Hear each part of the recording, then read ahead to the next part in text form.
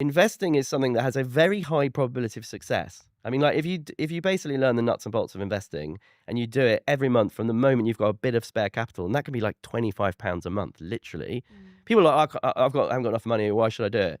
If you've got 25 quid a month, you've got enough money and you should do it, because 25 quid a month, 30 years from now will be a hell of a lot of money and way more than people realize. Again, because they understand compounding, right?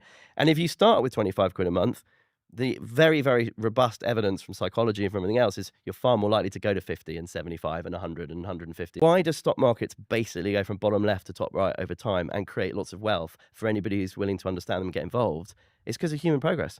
It's because 100 years ago, nobody flew anywhere, and now billions of people fly every year. There was no smartphone, there was no silicon, there were no biologic pharmaceutical drugs. So it's human progress that is why investment works. The richest 1% of people today. So 500 years ago, the richest 1% of people in the world were the most violent 1% of people in the world. They were the people, knights in armor, who were willing to kill people for the king, right? It was based on violence. Today, the world is, with exceptions, but it's a hell of a lot more meritocratic.